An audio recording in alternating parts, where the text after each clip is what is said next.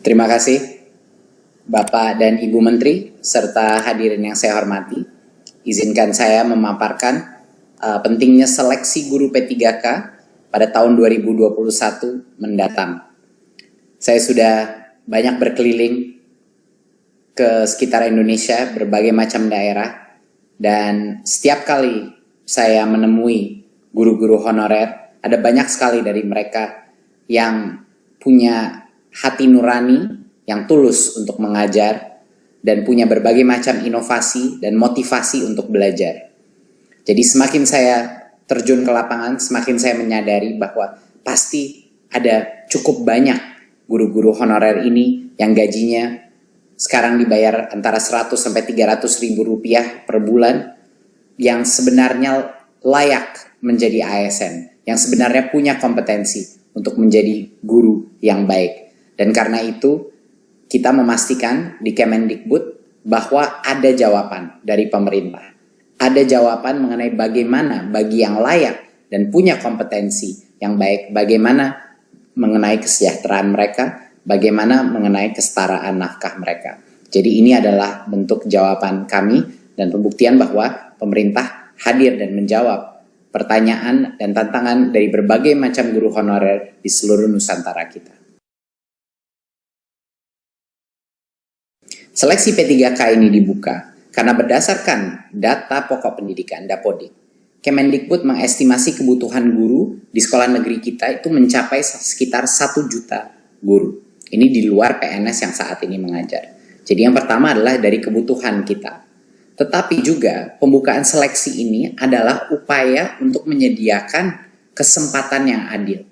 Kesempatan yang untuk para guru-guru honorer kita yang terbaik untuk membuktikan kompetensi mereka tanpa kita batasi. Jadi ini juga adalah bagian daripada filsafat Merdeka Belajar, di mana setiap guru-guru kita, guru-guru honorer di seluruh Nusantara kita, bisa punya kemerdekaan untuk membuktikan dirinya.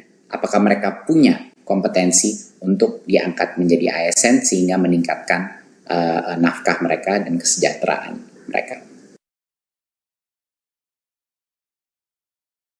Pemerintah membuka kesempatan bagi guru-guru honorer di sekolah negeri dan di swasta yang terdaftar di Dapodik. Ini juga termasuk guru eks tenaga honorer kategori 2 yang belum pernah lulus seleksi menjadi PNS atau P3K sebelumnya. Dan yang kedua adalah untuk lulusan PPG yang saat ini tidak mengajar.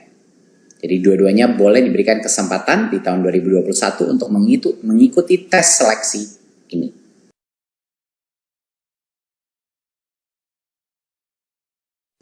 Jadi yang pertama harus ditekankan bahwa ini adalah seleksi massal yang akan dilakukan secara online di tahun 2021. Pemerintah telah mempersiapkan bagi yang lolos seleksi tersebut akan dijamin akan menjadikan P3K dan akan penganggarannya sudah disiapkan. Tetapi masih harus lolos seleksi. Jadi salah satu pesan yang terpenting bagi teman-teman media juga dalam pengumuman ini dipastikan bahwa ini adalah seleksi di tahun 2021. Jadinya apa yang membuat seleksi ini berbeda dari sebelum-sebelumnya? Dulu formasi guru P3K itu terbatas. Dan ada kuota-kuotanya, jadi banyak sekali guru-guru honorer kita harus menunggu dan mengantri untuk bisa membuktikannya. Di tahun 2021 ini akan berubah. Semua guru honorer dan lulusan PPG bisa mendaftar dan mengikuti tes seleksi tersebut. Dan semua yang lulus seleksi akan dijamin menjadi guru P3K hingga batas sampai dengan 1 juta guru. Nah, berarti ini yang sangat penting. Walaupun kami sudah membuka formasi sebesar dengan 1 juta guru, yang akan menjadi P3K adalah yang lulus seleksi. Jadi kalau yang lulus seleksi cuma sebagian dari itu, itulah yang di tahun 2021 akan menjadi guru P3K.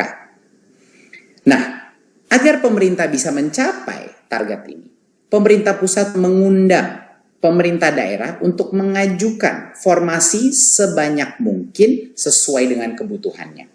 Nah, ini sangat penting karena pada saat ini masih banyak sekali formasi yang kita dapatkan itu baru sekitar 200.000. Padahal kita mengetahui bahwa kebutuhan guru ASN kita jauh lebih besar dari itu, sampai dengan 1 juta. Jadinya masih ada gap, masih ada yang harus kita tutupi, perbedaan antara formasi yang sudah diterima sama jumlah yang seharusnya ada. Jadi kami mohon semua pemerintah daerah untuk mengajukan formasi sebanyak-banyak mungkin sesuai dengan kebutuhannya, ya, karena kalau lolos tes P3K ini, anggarannya akan dijamin oleh pemerintah pusat, akan sudah disiapkan, tidak perlu khawatir. Jadi ini perbedaannya dari yang dulu. Dulu formasi itu terbatas, di tahun 2021 semuanya akan bisa mengikuti tes online tersebut dan bisa membuktikan kelayakannya. Yang kedua, sebelumnya setiap pendaftar itu diberikan kesempatan mengikuti ujian seleksi rata-rata sebanyak 1 kali per tahun untuk mengikuti itu. Bedanya di tahun 2021, setiap pendaftar ini diberikan kesempatan beberapa kali. Jadi kalau dia gagal pada kesempatan yang pertama, dia dapat belajar lagi, belajar ulang, dan mengulang ujian hingga 2 kali. Ya, 2 kali lagi. Jadi total itu bisa mengambil 3 kali tes tersebut. Dan ini bisa di tahun yang sama, di tahun 2021, ataupun di tahun berikutnya. Karena ini akan menjadi suatu program yang berkesinambungan. Ketiga, sebelumnya tidak ada materi persiapan untuk para pendaftar. Kemendikbud ingin memastikan bahwa guru-guru honorer kita mendapatkan kesempatan yang adil, bahwa mereka bisa mendapatkan materi pembelajaran secara daring untuk semuanya, untuk membantu pendaftar mempersiapkan diri sebelum ujian seleksi. Jadi kita akan pastikan bahwa akan ada berbagai macam pelatihan online yang bisa dilakukan secara mandiri oleh para guru-guru honorer untuk mempersiapkan diri untuk ujian seleksi ini. Karena standar ujian seleksi ini akan ditentukan dengan standar dengan kualitas yang baik. Ya, itu adalah suatu hal yang sangat penting untuk memastikan kualitas mutu pembelajaran anak-anak kita itu masih terjaga. Keempat, sebelumnya, pemerintah daerah yang harus menyiapkan anggaran gaji peserta yang lulus seleksi guru P3K. Tapi, di tahun 2021, pemerintah pusat memastikan tersedianya anggaran bagi gaji semua peserta yang lulus seleksi guru P3K. Jadinya, daerah sekali lagi tidak perlu khawatir mengajukan formasi sesuai dengan kebutuhannya karena anggarannya sudah disiapkan. Dan yang terakhir, biaya penyelenggaraan ujian sebelumnya biasanya ditanggung oleh pemerintah daerah. Tetapi di tahun 2021, biaya penyelenggaraan ujian ditanggung oleh Kemendikbud. Ini adalah perubahan-perubahan yang transformatif dari proses seleksi sebelumnya dan yang sekarang. Makanya kami di Kemendikbud beserta bekerja sama dengan Pan-RB, dengan juga Kemenq untuk memastikan bahwa di 2021 kita benar-benar memberikan kesempatan yang adil untuk semua guru honorer membuktikan kehandalannya, membuktikan kompetensinya untuk bisa menjadi ASN. Terima kasih, sekian dari saya. Wassalamualaikum warahmatullahi wabarakatuh.